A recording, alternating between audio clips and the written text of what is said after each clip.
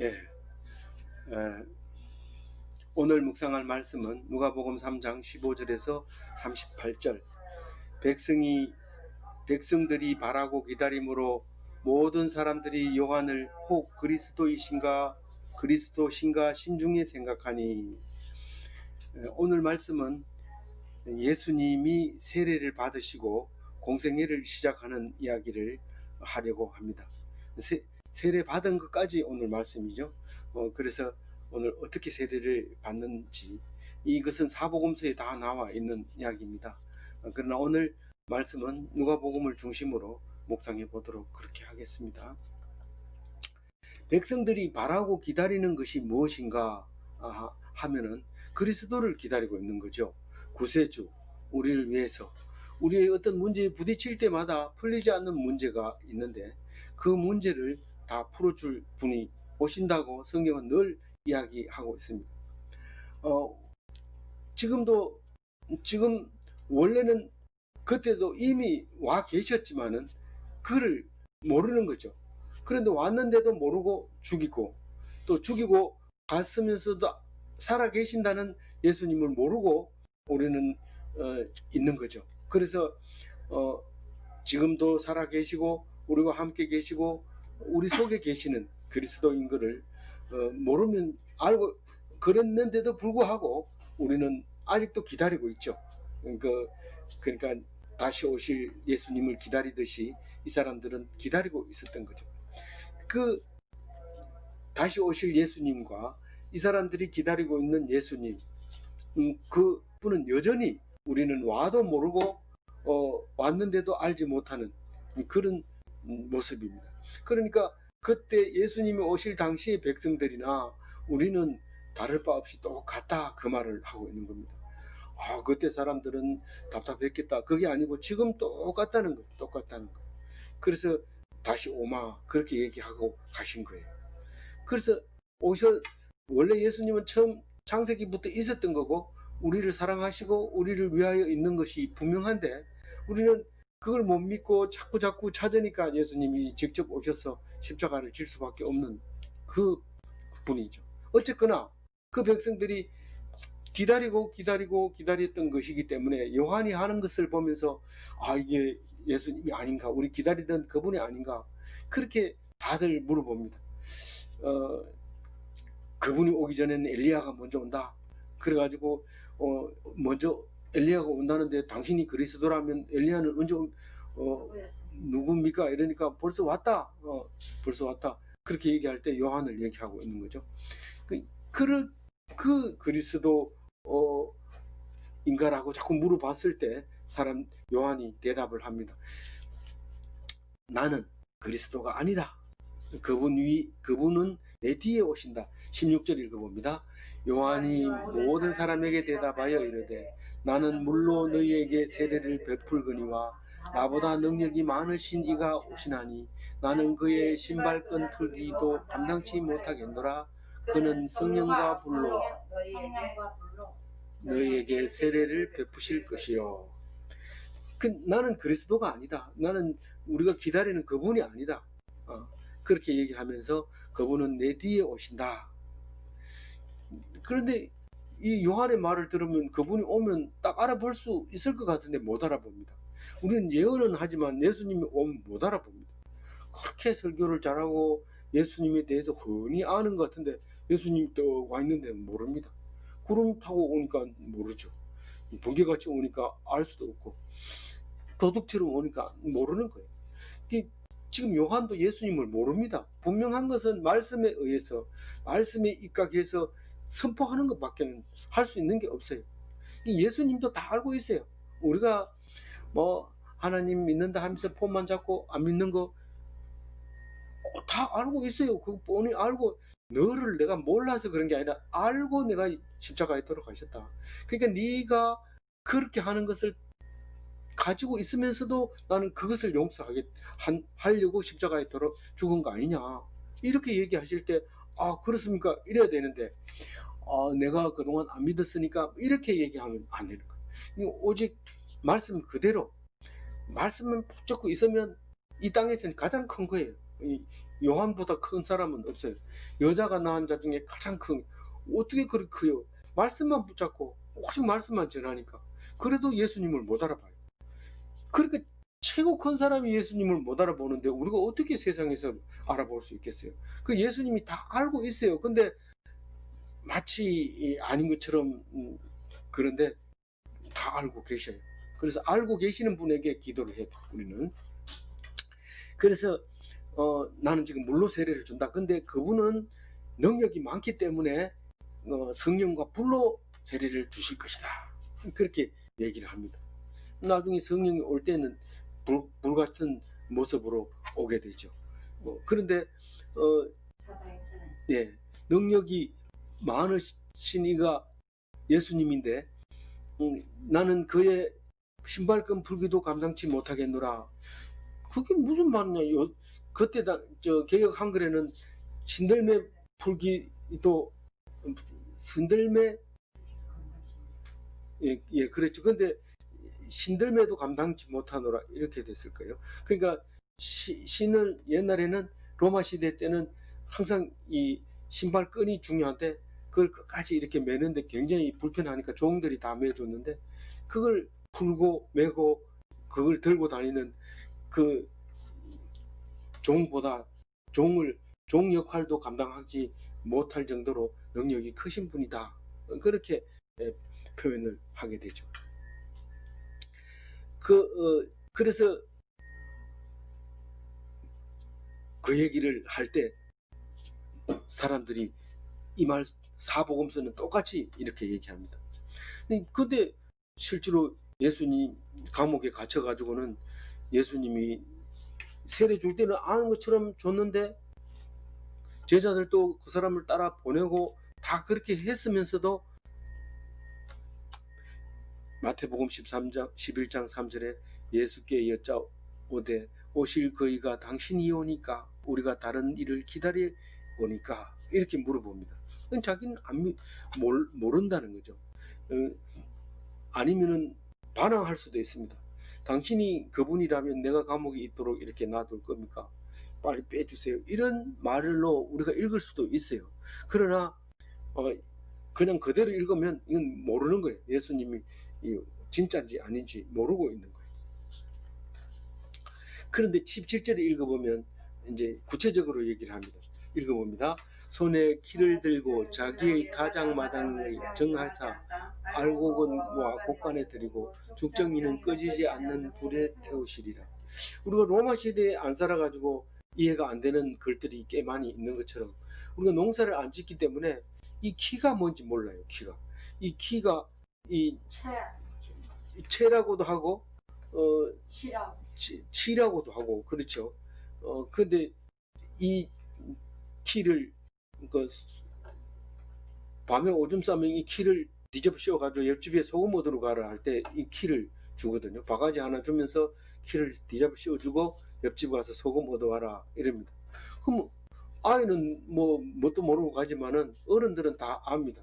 그래서 그 소금을 주면서 키에다가 막대기를 때리면서 뭐라고 얘기했는데 제가 잊어버렸어요. 하여튼 그런 개키인데 그 알곡을 갖다 놓고 이렇게 흔들면은 가벼운 거는 바람에 날려가고 알곡은 밑으로 쭉 떨어지면서 앞으로 떨어지면 껍데기는 날아가고 이렇게 하는 게 이제 키질이라고 얘기하죠. 근데 타작마당을 정하게 하사 이 깨끗하게 해서 이제 죽정이는 날아가고 알곡만 이렇게 모아서 타작을 끝나면은 마당이 깨끗합니다. 타작 하기 전에는 온 집이 어수선하죠. 지푸라기도 돌아다니고 이런데 타작이 끝나면 알곡만 딱 모이고 그것은 이제 두지라고도 하는데 이제 곡간 넣어놓는 에다가 알곡만 딱 집어넣죠. 그러면 이제 겨울 동안 쥐가 그 곡간을 파가지고 반에 먹는데 사람 머리를 능가할 정도로 귀차게 빼내 먹습니다. 어쨌거나 이제 알곡 모아서 곡간에 드는 여기는 곡간이라고 했지만 넣습니다. 그래서 쭉정이는 어떻게 됐을까요? 불에 타가지고 꺼지지 않는 불에 탑니다. 한번 타보면 그만이지 왜 꺼지지 않을까요? 그게 잘 안 꺼집니다. 계속 타는데 불을 끌려고 손으로 이렇게 하면 그 손에 불이 붙어가지고 또 다른 데 불이 붙고 그 유황불이죠. 그런 불에 들어갈 거다라고 얘기를 할 때 그분은 그 심판하시는 분인데 그 심판을 통해서 영광을 얻으시는 분이다. 그리고 심판 때 서지 않는 사람은 구원받는 것이다. 그래서 심판과 구원과 영광이 동시에 온다는 걸 우리 잘 알고 있습니다.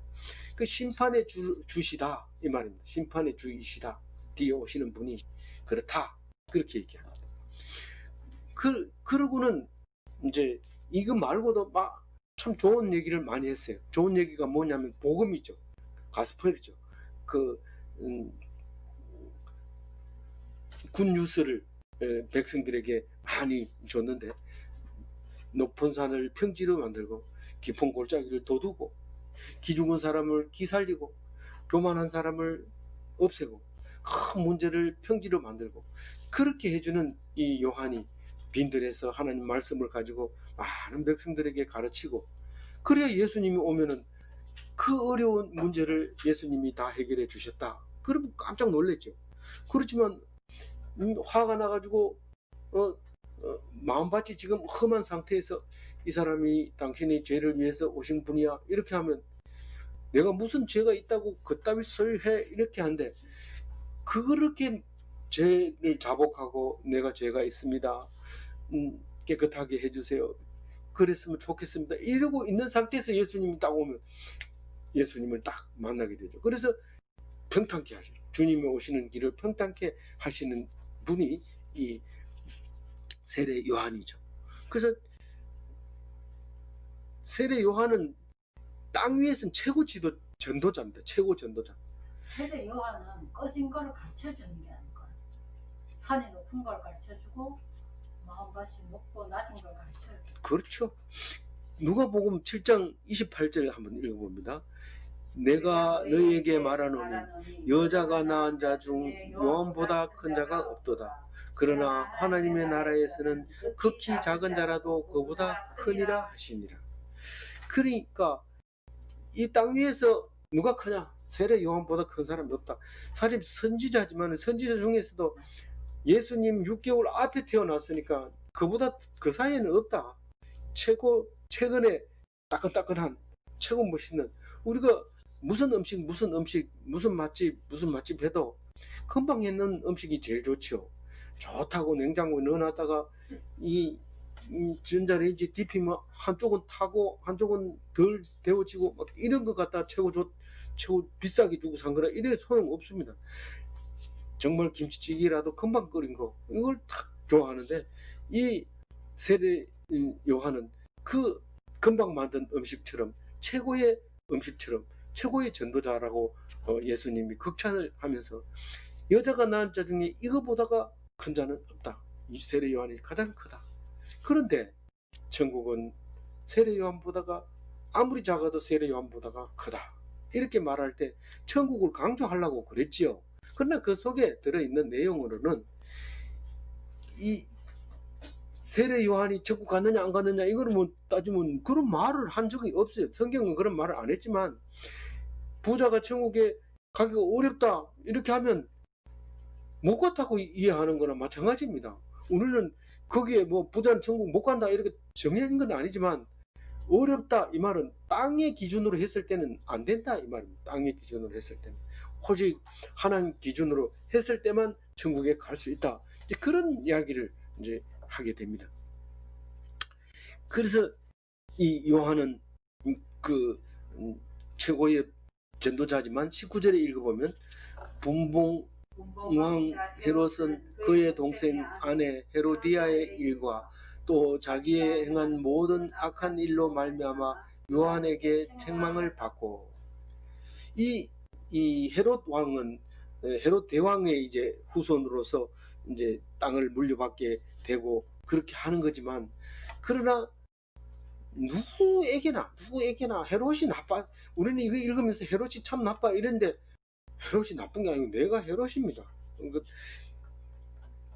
드라고니 지방의 분봉왕이에요. 네, 헤롯이요? 아니 그 갈릴리 왕이잖아요. 예, 앞에 나왔죠. 갈릴리 분봉왕이잖아요. 근데 그 어쨌든 그 헤롯이 나쁜 게 아니라 내가 똑같은데 동생의 아내를 취했는 거예요. 동생이 살아 있는데도 그래가지고 못했다. 뭐 그리고 이제 요한이 그런 얘기를 했을 뿐만 아니라 그밖에 뭐 다른 얘기들이 있어요. 근데 우리는 너무 많이 알면 뭐 은혜가 안 됩니다. 그래서 꼭 신학교 가야 이제 은혜 충만하는 게 아니라 오히려 더 나쁠 수도 있어요. 근데 뭐 그걸 일부러 공부도 안 하고 하기 싫으니까 저런 소리 한다 이럴지 모르지만 사실 이 오늘 누가복음만 가지고 묵상을 해보도록 합시다. 어쨌든 그래서 그러니까 미워 죽겠는데 이제 사실은 요한이 말이 틀린 말이 아니라는 걸 알아요. 근데 이런 특히 오늘 헤로디아라는 말을 딱 쓰는 순간 헤로디아도 헤롯의 후손입니다. 그러니까 여자는 헤로디아, 남자는 헤롯 이렇게 이름을 붙이는데 그 족보를 그 왕족의 피를 섞이지 않으려고 그 건친 결혼을 한 거죠. 그 어쨌든 이제 그런 상황에서 제일 기분 나쁜 건 헤로디아입니다. 그래도 현 왕에게 붙어 있는 게 낫지 그 찌질한 사람 있는 데보다. 근데 그때 데리고 온 게 그게 이름 뭐래요? 그 여자 춤추는 딸. 예. 그게 살로메죠. 살로메가 잘생겨가지고 춤추는데 헤롯 왕이 헬렐레 하고 그만 요한의 목을 받쳐버린 거예요. 그래서 요한은 결단력이 없고 그냥 눈에 보이는 것만 자꾸 좋아가지고 하다가 그만 이런 일을 벌였는데 이게 본디오 빌라도보다 더 못된 것 같아요. 어쨌든 그럼 뭐 헤롯이 더 못된 것 같은데 헤롯은 사실은 뭐 결정권은 없어요. 저 갈릴리고 여긴 유대 땅에서 일어난 일이고 뭐 그러니까 결국은 본디오 빌라도가 결정을 내려서 그 예수를 죽이지만 이 헤롯은 결국은 그 요한이 헤롯한테 죽게 되잖아요. 그래서 그 요한한테 왕으로서는 아무도 말을 못하는데 오직 말할 수 있는 것은 선지자, 용감하게 사람을 향해서 눈치 안 보고. 이 사람은 빈들에 혼자 살았어요. 요한은. 그렇기 때문에 세상 무서운 줄 모릅니다. 맨날 아침에 뉴스 튼 사람은 정보는 많이 알지만 쓸만한 정보가 없습니다. 그러나 뉴스를 안 들고 탁 있던 사람은요, 한마디 딱 하면 대통령이 벌벌벌 떠는 그런 사람이 될 수 있어요. 왜냐하면 천지를 모르기 때문에 한마디 한 것 때문에 대통령이 감당을 못하죠. 그걸 내가 어떤 일을 했는지 알면 저 사람이 저런 말을 안 할 텐데 그 사람 모릅니다. 그래? 이러면서 벌벌 떠는 거죠. 그래서 그만큼 요한은 빈들에서 그냥 말씀만 가지고 탁 했는데 이게 헤로디아 얘기하니까 헤로디아가 막 환장하는 거예요. 헤롯은 뭐 마누라 말만 듣고 있으면 괜찮은데 헤로디아가 못 견디는 거예요. 나보고 욕했지 이러면서 그러면서 살로메 보고 뭐라 하거든. 무조건 딴 거 다 필요 없고 요한 목만 가져라 해라. 탁 가져오잖아요. 그 마태복음 14장 11절 그 머리를 소반에 얹어서 그 소녀에게 주니 그가 자기 어머니에게로 가져가니라. 우리가 얼핏 보면 요한은 개죽음 당했다 이럴지 모르지만 요한은 이렇게 죽어야 돼요. 이렇게 죽어야 요한의 책무를 다 마친 거예요. 진짜 그렇게 죽어야 되는데 우리는 통곡을 하면서 칼도 못 빼보고 싸움도 못 해보고 그 여자애 때문에 이렇게 됐다 하고 통곡을 하는데 통곡할 필요 없습니다. 요한은 잘 살다가 이 땅 위에서는 최고 멋진 사람으로 살다가 간 겁니다. 그러나 천국을 몰랐다는 얘기죠. 천국을 몰랐다. 예수님을 몰랐다는 거죠. 그 얘기를 힘주어서 누가가 얘기하고 있는 겁니다. 그 위에 한 가지 더 악한 악을 더하여 이 말은 쟁반에 담아서 목을 가져온 거 그게 악을 더한 거죠. 근데 중요한 거는 예수님 세례 받는 얘기니까 21절 읽어봅니다. 백성이 다 세례를 받을새 예수도 세례를 받으시고 기도하실 때 하늘이 열리며. 예, 여기서 우리 세례를 하지만 원래는 침례죠. 물에다 푹 담궜다가 이렇게 건져 올리는 건데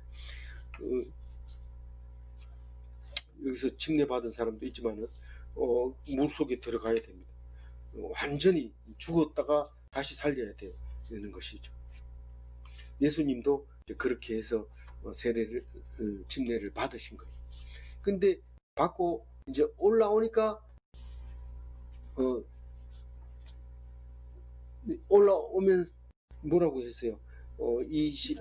네, 올라오실 때 기도하실 때라고 얘기했는데 물에서 지금 올라오자마자 숨을 쉬어야지 뭐 기도할 수가 있습니까? 근데 어쨌든 그 밑에 들어갔다가 올라오면 올라오는데 하늘이 열립니다.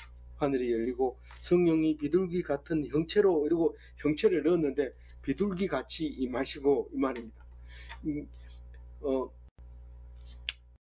비둘기는 도대체 어떻게 생겼을까? 성령을 비둘기로 표현하려니 굉장히 힘든데 우리가 비둘기를 잘 관찰해 보세요. 우리 벤치에 앉아가지고 이렇게 새우깡 먹고 있다 보면 그 냄새를 맡고 비둘기처럼 살짝 내려앉는데 너무도 사뿐히 내려앉습니다. 그보다 더 가볍게 내려앉은 게 없습니다. 참새도 내려앉으면서 짹짹짹짹. 그리고 뭐 꽁은 막 깨깨깨 하고 뭐 어떤 새도 비둘기처럼 그렇게 내리는 새는 없습니다. 비둘기처럼 사뿐히 내려앉아가지고 먼지도 안 날게 내려앉아가지고 구구구구구구 이러죠. 그러면 새우깡 던져주면 좋아가지고 먹고 안 도망가고 그 주위를 또 빙빙 돌고 있죠. 이 성령이 비둘기처럼 쫙 내는 게 샬롬이죠. 샬롬. 이 성령은 시끄럽게 난리 법석을 떨면서 그렇게 오는 게 아닙니다. 이 난리 법석은 얼마나 시끄러우니까 난리 법석입니까? 그게 이 불교 용어 아닙니까? 징을 갖다 놓고 두드리고 막 그래가지고 정신 쑥 빼놓는 게 난리 법석인데 그게 불교의 행사가 그렇단 말이에요. 근데 이 기독교의 성령은 비둘기처럼 촥 이렇게 예수님 물속에 있는 예수님 머리 위에 촥 이렇게 내렸는데 딴 데 보고 있으면 안 보여요. 자세히 보고 있으면 촥 이렇게 그 성령이 내려서 하늘로부터 소리가 납니다. 이 소리가 아주 미세하게 들리는데 빛이 번쩍하고 소리가 꽝꽝 울리기 그 사이에 미세한 음성이 들리는데 크게 너는 내 사랑하는 아들이라 내가 너를 기뻐하노라 이 소리가 들리는 거죠. 마치 엘리야가 무슨 산에서 저기 신의 아니 갈멜산 아니죠. 갈멜산 끝나고 저기 모세가 저기 말씀 받은 산 신의 산인데 다른 말로 그 산에서 호렙산에 올라가가지고 그 빛과 소리 사이에 미세한 음성이 들리는데 그렇게 들리는 거예요. 이 소리가. 근데 이 소리가 여기 세례 받을 침례 받을 때만 그런 소리를 듣는 게 아니라 한 번 더 들리죠. 그게 어디예요? 변화산에서 그 소리를 똑같은 소리를 합니다. 마태복음 17장 5절에 더 자세히 나와 있는데요. 읽어봅니다. 말할 때에 호련히 빛난 구름이 그들을 덮으며 구름 속에서 소리가 나서 이르되 이는 내 사랑하는 아들이요 내 기뻐하는 자니 너희는 그의 말을 들으라 하시는지라. 이 똑같은 말인데 끝에 가가지고 그의 말을 들으라 이렇게 합니다. 근데 지금 세례 받자마자 뭐 아무 말도 안 했는데 말 들으라 이렇게 말하기는 곤란하지만 그때는 벌써 많이 가르쳐주고 변화산에 갔다가 내려오면서 너희들은 나를 누구라 하느냐 이렇게 물어보기 직전에 이 말을 하고 있는 거죠. 그래서 똑같은 말을 두 번 하면서 앞에 말보다 뒤에 말을 더 중히 여기는 것을 볼 수 있어요. 그 누가가 그때 변화산에서 너희들이 본 거 아니냐? 누가가 그런 게 아니고 누가 그런 얘기를 했어요? 베드로 후서에 그런 말을 해요. 그때 그 변화산에서 한 말 못 들어봤느냐? 그 영광을 못 봤느냐? 이렇게 얘기할 때 베드로가 거기 삼총사 중에 수제자 아닙니까? 그 소리 딱 듣고 기억하고 딱 얘기할 때 이 내 사랑하는 아들이요 내 기뻐하는 자라 그 소리 우리 들어봤지 않냐? 이러면서 기억해라 할 때 그 얘기를 하죠. 그래서 오늘 이 예수님이 세례를 받고 나서 영광을 얻는 거죠. 너무 이 말은 사실 굉장히 중요한 말인데 뒤에 22절 끝에다가 셀라를 넣어야 되는데 이 시편이 아니기 때문에 셀라를 넣을 필요 없고 셀라를 꼭 넣고 싶으면 족보를 넣어라 이래가지고 족보를 넣었어요. 이거하고 비슷한 기법이 또 있었죠. 그 사이에 뭔가를 바로 연결하는 건 곤란하고 넣고 싶은 게 있는데 그게 어디냐 하면은 모세가 안식일을 안 지킨 사람을 죽여버렸어요. 모세가. 큰일이었죠. 사실은 이 성경 역사 중에 가장 오류가 거기에 걸렸다면 거기에 걸리는 거예요. 모세가 율법대로 안식일을 안 지킨 사람을 가둬놨다가 하나님한테 물으니까 죽이라 해서 죽인 거예요. 그랬더니 일단 끝난 것 같이 다른 얘기를 합니다. 다른 얘기를 하고 한 장을 탁 넘기면 뜯기면 그 안에 거기 이 고라 자손이 네가 뭔데 하나님 자리에 앉아가지고 이렇게 저렇게 하느냐? 우리는 왜 하나님 자녀가 아니냐? 이렇게 대들다가 땅이 꺼져가지고 싹 이제 죽는 장면이 나오잖아요. 근데 오늘 이야기도 참 하나님이 영광 받는 이 순간에 잠시 멈추고 이제 족보 이야기를 하고 내일 이제 본격적으로 하나님 예수님의 활동에 공생애에 들어가게 되는데 오늘 23절 길게 읽어가지고 어떤 사람은 다독할 때는 스킵해 버립니다. 근데 이 스킵하면 안 되는 거예요. 오늘 한번 자세히 보도록 합니다.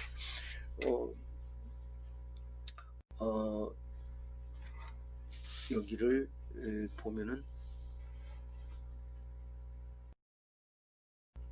이렇게 네, 보기 8 이렇게 하면 보이죠? 그러면은 이 제일 밑에 예수가 나오고 위에 요셉이 나오고 거기 헬리, 마탄, 레위, 멜기 이렇게 해서 쭉 올라가게 적어놨죠. 예, 적어놨는데 요때가 30세쯤 됐다 이랬는데 지금 앞에서 할 때는 AD 29년이라 했는데 30세면 33세에 돌아가셨다 하면 공생애 3년을 플러스 하면 33년 이러면 예수님 태어난 데를 AD 1, AD 2 이래가지고 33년에 십자가에 돌아가면 되는데 원래 그렇게 하려고 달력을 만들었는데 오차가 생겨가지고 사실은 그 BC 3년쯤에 예수님이 태어난 걸로 정확하게 역사적으로 끼워 맞추면 그렇게 된다는 거죠. 어쨌든 성경대로 보면 지금 AD 29년에 세례를 받고 3년 공생애하고 십자가에 돌아가시는 걸로 이제 그렇게 어제 묵상을 했죠. 그런데 예수님께서 여기 다윗까지 43으로 이렇게 쭉 올라가 있어요. 그런데 이 마태복음하고 맞춰 보면은요, 이름이 이제 쭉 많이 다르죠. 같은 거는 여기 이제 옆에 하고 이렇게 비교할 수 있도록 이렇게 맞춰져 있는데, 마태복음은 거꾸로 위에서 내려오면서 14대 잘라가지고 내려왔어요. 그래서 여기 다윗이 어디서부터 14대? 아브라함부터 14대고, 그 다음에 다윗에서부터 요시아까지가 14대고, 그 다음부터는 바빌론 포로 간 이야기를 하면서 포로로 끌려가가지고 예수까지 14대고, 이렇게 7에 맞춰가지고, 숫자에 맞춰가지고, 족보를 만들어서 외웁니다. 왜 그렇게 했을까요? 그건 엉터리 아닙니까? 엉터리 아니더라도 이렇게 외워야 외워집니다. 거기, 그 뿔이라는 영화에 보면 쿤타 킨테를 찾기 위해서 이 저자가 뿔이라는 영화를 만들기 위해서 그 나라 이름 뭡니까? 그, 음, 그 나라에 가잖아요. 자, 붙잡혀 아프리카 뾰족하게 튀어나오는 그 나라로 가가지고 이 역사를 외우는 사람한테 할머니가 외우는데 그냥 외우는 게 아니고 7씩 나눠가지고 외우는 거예요. 이렇게 쭉쭉 1, 2, 3, 4, 5, 6, 7 1, 2, 3, 4, 5, 6, 7 이러면서 외우기 때문에 이 숫자가 안 맞으면 외워지질 않아요. 그래서 이게 탁 14대 18대 이래가지고 딱딱 맞춰서 했는 게 마태복음인데 여긴 누가복음은 하나님은 하나님부터 예수님까지 77대 예수님은 하나님의 77대 후손이다 그 얘기를 하고 있는 거예요. 그 7번씩 11번 한 거죠. 7번씩 11번 한 거고 여기는 7번씩 2번씩 2번씩 2번씩 이래서 6번 마태복음을 말하고 있는 거고.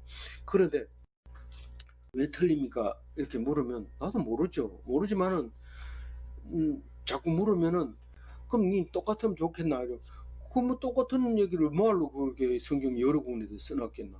틀리니까 써놨지. 그럼 틀리면 무슨 뜻입니까? 우리 세상 살면서 사는 사람이 다 똑같으면은 되겠나? 그건 무생물이나 마찬가지. 이 CU, H, 뭐 FE 이러면은 한 가지만 있으면 그거는 무생물이에요. 생물이 아니야. 근데 여러 개가 있으면 유기체가 되는 건데 여기서 다른 건 뭐냐? 말도 안 되는 얘기를 성경 공부하고 나서 말하는 사람이 있는데 그 사람이 틀렸다고 쫓아내면 안 된다. 그 사람도 하나님이 주시면서 메시지를 준 거니까 들어야 된다. 그렇게 읽으면 안 되겠냐? 안 되는데요. 그럼 얘기하지 말자. 그럼 네 알아서 해라. 이렇게 하면 되는 거죠. 방법이 없어요. 이건 믿음밖에 없어요. 그리고 남의 믿음을 내가 평가하지 못하게 하려고 하는 의미도 있고요. 어쨌거나 이렇게 모양을 다르게 해서 외웠어요. 우리가 학교 다닐 때 고무줄하고 놀 때요. 이 동네 가서 같은 노래를 듣는 거하고 저 동네하고 다릅니다. 제가 연변에 가가지고 7살짜리 꼬마가 여자애가 노래하는데 딱 들어보니까 옛날 듣던 노래인데 많이 가사가 틀려요. 뭐 노래는 내용은 똑같은데 가사가 틀려요. 그럼 틀렸다고 뭐 네 노래 틀렸다 이렇게 얘기할 수 없잖아요. 그 노래는 우리 어렸을 때 듣던 진짜로 어렸을 때 들었던 노래인데 걔가 하더라고 연변에 가니까. 그래서 참 가슴이 좀 이상했어요. 옛날로 돌아온 것 같은 느낌이 들어서. 근데 이 족보를 외울 때도 그렇게 한 거죠. 우리는 이 누가는 사람들이 생각이 분명하게 전달이 되는 부분이 뭐냐면 우리가 바벨론에 끌려가서 망하게 돼서 이 성경이 쓰여지고 그리고 400년 동안 잊어버리고 있다가 쓰기 시작한 말이기 때문에 마태복음 유대인들에게 쓴 말이기 때문에 그 족보가 다윗의 후손에게는 솔로몬이 장자로 내려왔다고 생각하고 쓴 거지요. 그러나 그건 아니다. 이 나단은 솔로몬의 직수 바로 위의 형입니다. 근데 솔로몬은 족보가 아니고 나단이다라고 얘기를 합니다. 지금 42번째에 가면은 거꾸로 올라가서 42번째 다윗의 아들 나단이 이 예수님의 족보로 기록을 하고 있는데 나단은 바세바가 낳은 네 아들 중에 세 번째 아들, 네 번째 아들이 솔로몬이고 네 번째 아들이 나단입니다. 물론 그 앞에 암논도 있고 압살롬도 있고 있지만 이건 다 반역자들이고 그런 건데 그래도 이쁜 바세바가 낳은 솔로몬 그거를 후계로 삼았는데 유대인들은 그거를 예수님의 조상으로 봤지만 이쪽에 누가는 그렇게 안 봤다는 거죠. 뭐 어떤 사람은 이게 마리아의 조상이다 이러는데 마리아의 조상이 어디 있습니까? 뭐 설사 마리아의 조상이라 하더라도 말할 수 없죠. 안 적어놨으니까 모르죠.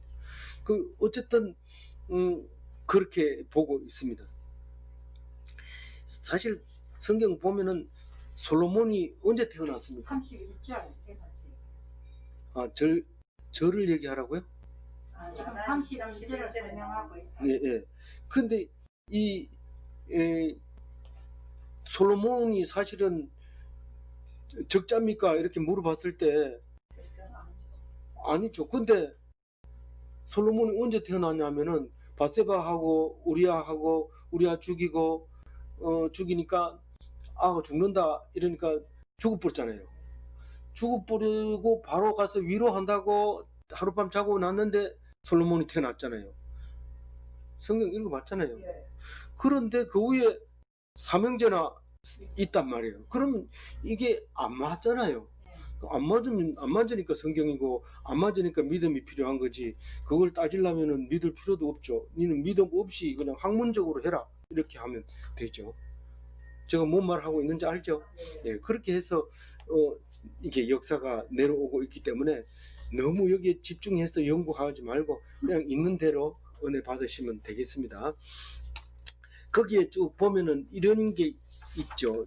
그 마태복음은 여기 아브라함부터 시작하고 하나님하고는 관계 없습니다. 자기들은 유대인이 중요하기 때문에 다윗만 딱 쓰고 싶으니까 다윗만 못 쓰고 아브라함까지 써가지고 족보를 만들어 놓은 거고, 누가는 하나님의 아들이다 예수님이.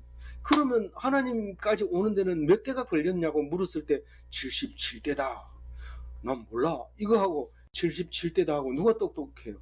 똑똑하다기보다가 믿음이 가요. 네, 누가 믿음이 가요? 그 77대라고 하는 사람 맞죠? 물론 중간에 틀릴 수도 있지만 그 틀린 거하고 내하고 뭔 상관이 있어요? 아무 상관이 없어. 그래도 77대 있으면 그래도 어디 가서 아는 체 할 수 있는 거잖아요. 우리 성경이 읽어지네 보면 나오잖아요. 우리가 아는 데까지 그걸 믿고 따라가다가 다른 게 증명 자료가 나오면 그걸로 고치면 돼요. 그 고치기 전까지는 이걸 지켜야 돼요. 어떤 사람은 성탄절이 예수님이 태어난 날이 아니라고 빡빡 우기고 너희들은 쏟고 있는 거야, 모르는 거야, 헛된 짓을 하는 거야 이렇게 말하는 사람이 있는데 다른 욕심이 그건 뭐 언제 해야 되는데 몰라.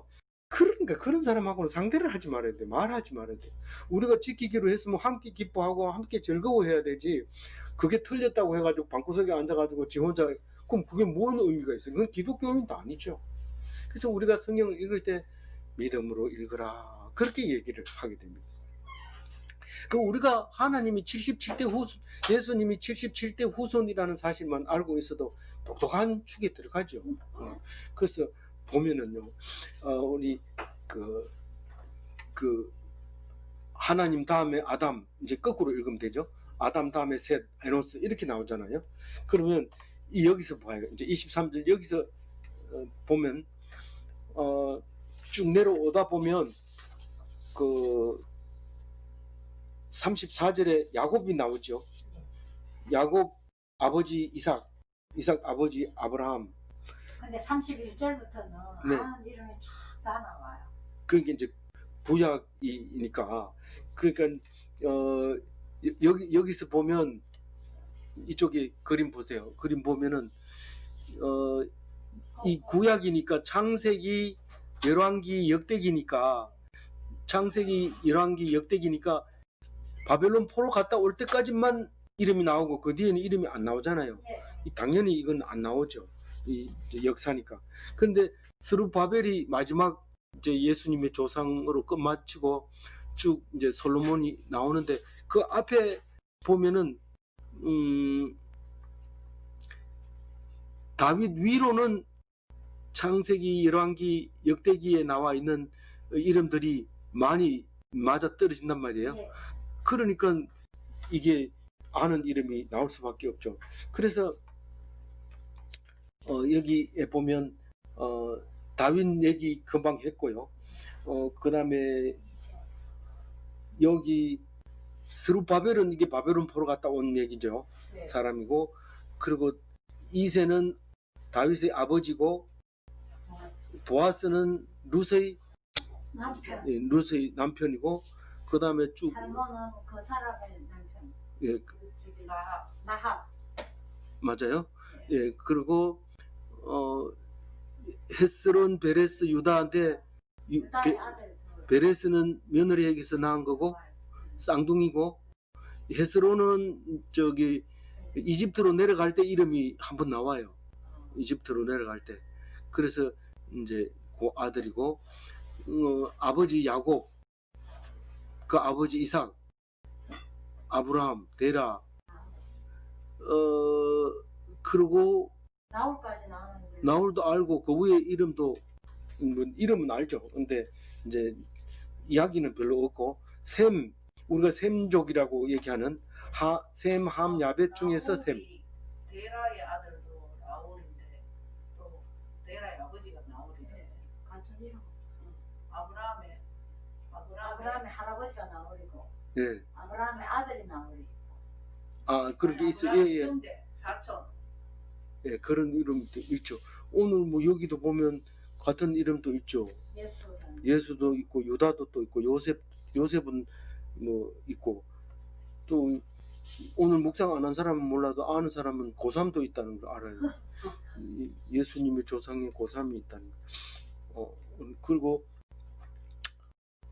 여기서 재미있는 얘기는 셈이 언제까지 살았을까요? 라고 물으면은요, 셈, 함, 야벳 할 때, 셈이, 우리는 셈족일까요? 함족은 분명히, 아니, 함족은 까만 사람을 함족이라 하고, 우리는 셈이죠. 야벳 있는데, 야벳은 유로. 흰 사람이라고 말하는데, 거기 이제,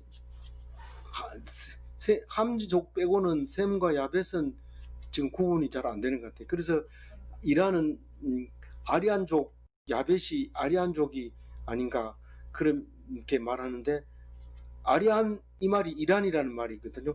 이 아리안족에 우리가 이제 해당되는데 그게 야벳을 말하는 건지 이 셈족은 아닌 것 같은데 그러면 야벳 족은 근데 백인이냐 뭐 그거는 성경에는 안 나오니까 그건 뭐 셈과 야벳은 그렇게 구분이 되지 않고 실질적으로 지금 현재 와가지고는 뭐 혈통적인 문제가 아닌 것이 확실하니까 그렇게 얘기를 할 수 있죠. 근데 셈은 야곱이 셈이 오래 살았어요. 야곱이 바단 아람 가기 직전까지 살았어요. 이 셈이. 근데 몇 대까지 살은 자기 11대 11대까지 살았어요. 11대까지 살고 있다가 여기 셈이 죽고 바로 이제 야곱이 바단 아람으로 가는 한 연도수로 따졌을 때 그렇다는 거죠. 노아는 언제까지 살았을까요? 노아는 10대까지 사는데 아브라함 때까지 살아요. 아브라함이 자식을 늦게 낳는 바람에 좀 조금 노아가 죽어버렸지. 사실은 아브라함이 살아있을 때 노아도 살아있었어요. 이 멜렉은요. 멜렉이 아니라 머두셀라는 언제까지 살아요? 머두셀라는 노아 노아 홍수 때 죽는 거죠. 노아 홍수 때 죽는 건데 아담은 도대체 몇 세까지 살았을까요? 아담은 130. 8대까지 살았는데 여기 레멕을 낳을 때까지 레멕을 낳을 때까지 아담이 살아요. 아담이 8대 후손을 보고 노아는 10대 후손을 보고 셈은 11대 후손을 보고 이제 죽습니다. 근데 다행히 1000살 넘는 사람은 없어요. 980도 있고 있는데 969. 그리고 근데 1000세가 넘는 사람이 없어요. 여기 셈하고 셋하고 우리가 머릿속에 남죠. 하나님은 아담만 난 것처럼 보이죠. 여기 흙으로 만들었고 아담은 세 사람을 낳았는데 세 번째가 셋이죠. 셋 낳기 전에는 아벨이 먼저 순교했고 가인이 나오고 셋 나오고 에녹은 그 중에 가장 빨리 죽더라고. 빨리 성천 365일 살고 성천하고 그런 이야기가 나오죠. 그래서 에노스 때 하나님을 처음으로 불렀다. 네. 머두셀라가 노아 때 죽는 장면이 노아라는 영화에 나오죠. 그러니까 무드셀라라는 뜻이 네. 그 세상에 좀 무드셀라가 죽을 때 세상이 종말이 온다 뭐 이런 뜻이라고. 그 물로 이제 그 딱 물로 심판하는. 8명만 남기고 다. 그러니까 무드셀라를 낳고 에녹이 하나님 그런 계시를 줬겠죠. 이거는 이제 그거 설교 중에 들었는 얘기인데, 그러니까 에녹이 하나님과 동행하잖아요. 그 이제 그 이름을 주시는 걸 들으면서 아 이제 정말 이 세상 끝이 끝날이 오는구나. 그러니까 뭐 그랬다. 믿음이 좋아졌다. 하나님을 믿고 하늘나라로 갔다. 모두셀라라는 이름 때문에 에녹이 하늘나라를 가기에 믿음은 끝까지 지켰다. 지킬 수 있었다. 이제 그런 하나님과 동행할 수 있었다. 감사합니다. 그래서 우리는 누가의 그 역사를 족보를 이렇게 검토해봤습니다. 우리는 누가가 이방인인데 진짜 어떻게 이렇게 네 의사답죠. 그러니까 이제 우리는 이 조건은 좀 생소하잖아요, 사실은. 그렇죠. 뭐 전체적으로 그런데 많이 한 사람 편하네. 예. 야곱의 아버지가 왜냐면은 요셉의 아버지가 야곱인데 네. 요셉이 없잖아요 여기. 오늘 아침에 묵상하면서 요셉이 요셉, 요셉은 족보에 들어가지도 않죠. 그러니까 유다가 여기 나오니까 예. 장자하고 예수님 족보하고는 이제 관계 없는 거지. 그러니까 여기 이제 유다가 나오고 원래는 루벤이 나와야 되는데. 예, 그렇죠. 루벤은 장자 직분을 뺐겠지. 일찌감치 잊어버린 거지. 장자의 명분을 상실한 거죠. 상실. 네. 아버지의 침상을. 네, 그렇죠. 그래서 오늘 묵상은 오늘 본문에 없고 저 뒤에 있는 7장에 있는 내용을 끌고 와서 묵상을 했습니다. 7장에 있는 요한이 이 땅에 있어 가장 크다. 여자가 낳은 자 중에는 가장 크다.